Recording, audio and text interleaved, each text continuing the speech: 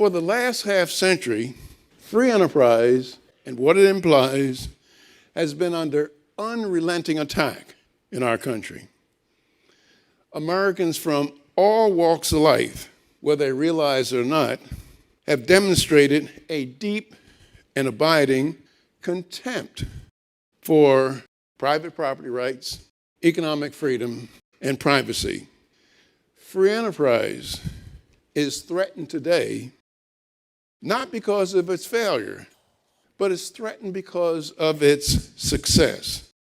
That is, capitalism and free enterprise has been so successful in eliminating the traditional problems of mankind, such as disease, pestilence, hunger, and gross poverty, that all other human problems appear to us to be at once inexcusable and unbearable.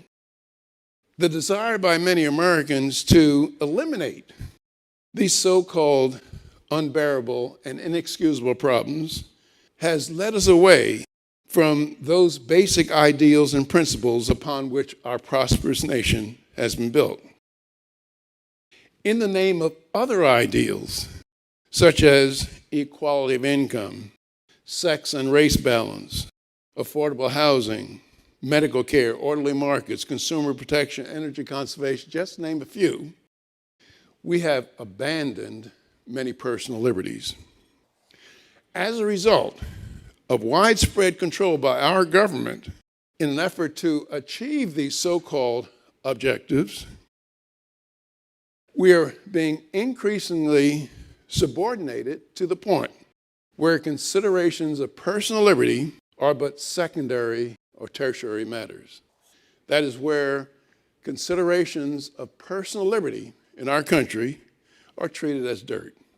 Now you might say, well, what's this guy talking about, treated as dirt? Well, imagine I write a letter to the United States Congress and I tell them, my name is Walter Williams and I am an emancipated adult. I am perfectly taking care of my own retirement needs. If I fail to do so, let me starve or go begging, but stop taking money out of my paycheck for Social Security. How do you think that'd be greeted? It'd be greeted with contempt. That is, here are some people telling me how much I should set aside out of each week's pay for retirement.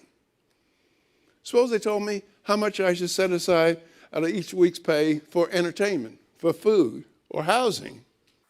We would see that as tyranny. Now, as I said, the ultimate end to this process is totalitarianism, which is no more than a reduced form of servitude. Now, I'm not saying that we are a totalitarian nation yet, but if you ask the question, which way are we headed? Tiny steps at a time, are we headed towards more personal liberty or more government control over our lives? It would unambiguously be the latter, more government control over our lives. Now keep in mind that if you take tiny steps towards any goal, it's just a matter of when you're going to reach it. Or as the great philosopher David Hume said, it is seldom that liberty of any kind is lost all at once. It's always lost bit by bit.